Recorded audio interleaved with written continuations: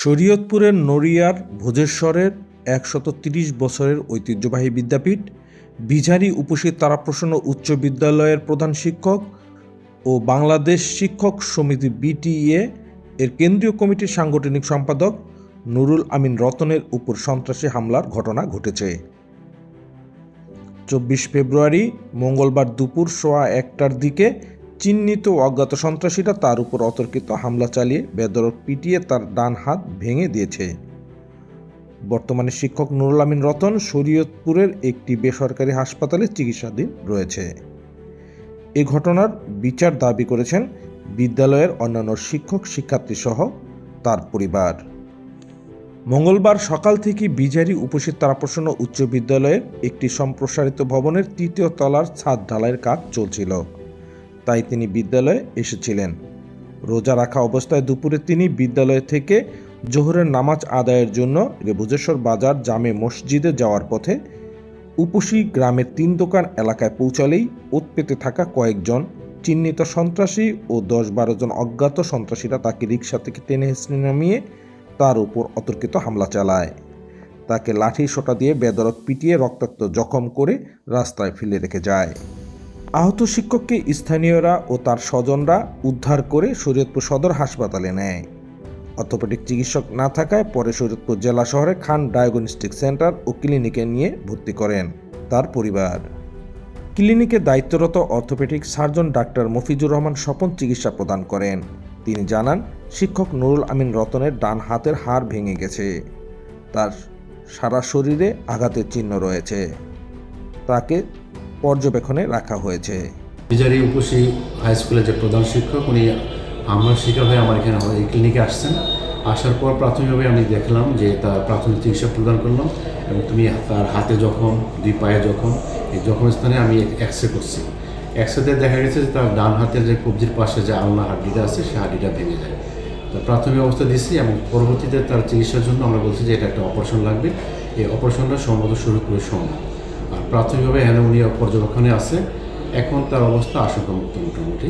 এই আহত শিক্ষক নুরুল আমিন রতন জানান, স্কুল ম্যানেজিং কমিটির সভাপতি নির্বাচিত করার জন্য নড়িয়া উপজেলার যুবদল নেতার নাম প্রস্তাব না করাকে কেন্দ্র করে তাকে ওই যুবদল নেতার নির্দেশে তার উপর হামলা চালিয়েছে সন্ত্রাসীরা। ছাদ ঢালাই হচ্ছে, আমি ওইখান থেকে 1:30টার সময় নামাজ পড়ার জন্য ভাবছি ভোজেশ্বর মসজিদে নামাজ পড়বো যেতে।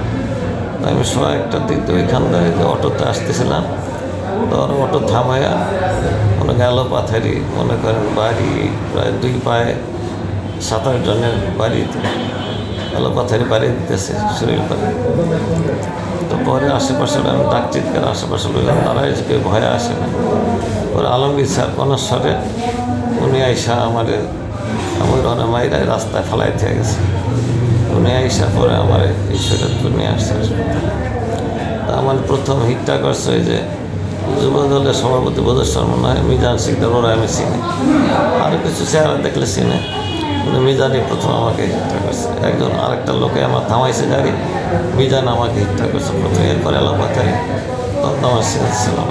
আমাদের কমিটির ব্যাপারে নিক্সন সাহেব আমাদের টেলিফোনে আসলে গালাগালি করছে, বকাবদ্ধ করছে।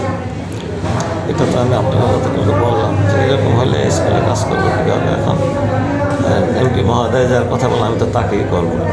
আর কমিটি তো এসে 5ই আগস্টের পরে সেটাও এমপি মহোদয়ের নলেজে আছে। বিএনপি যারা মিলাঠি সালাউদ্দিন সাহেবের নাম দিয়েছে, ওই জিজ্ঞেস করলে একটু কমিটি করে সংস্কার করতে বলো, ভাই এইভাবে কথা বলেন কেন।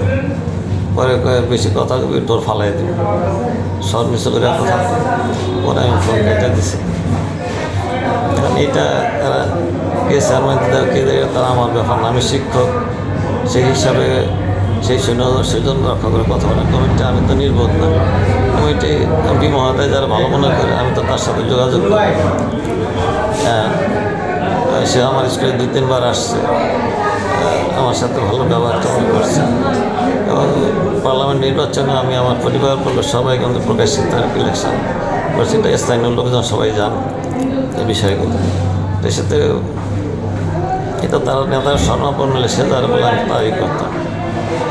বেরিয়ে ফেলতো, আশেপাশের লোকজন আসলে তাদের উদ্দেশ্য খুব খারাপ ছিল। হত্যার উদ্দেশ্যে তারা এইভাবে এলোপাথারি আমাকে হিট করছে। আল্লাহর অশেষ মেহেরবানি যে আমি। তার স্ত্রী জমশেদা এই সন্ত্রাসী হামলাকারীদের দ্রুত গ্রেপ্তার ও বিচার দাবি করেন। শিক্ষক হিসাবে স্কুল নিয়ে থাকে সবসময় বসেতে। উনি নামাজের উদ্দেশ্যে প্রায় 1:30টার দিকে নামাজের উদ্দেশ্যে বেরোচ্ছে স্কুল থেকে। স্কুলে ছাদ ডালাই নাকি হইতেছে, আমি শুনছি দেখি নাই। উনি আসার পথে 7-8 জন হামলাকারীরা আক্রমণ করছে, মারার উদ্দেশ্যে ওনারা আক্রমণ করছে। উনি আমার হাজব্যান্ড চিল্লাচিল্লি করার পরে লোকজন আশেপাশে আসার কারণে ওনারা মাইরা রাস্তার পাশে ফেলায় রেখে গেছে। ওনাদের যারা এই হামলাকারী আক্রমণ করছে আমার স্বামীকে, তারা আমি ওদের দ্রুত গ্রেফতার সুবিচার চাই। তবে এখনও নড়িয়া থানায় কোনো মামলা দায়ের হয়নি।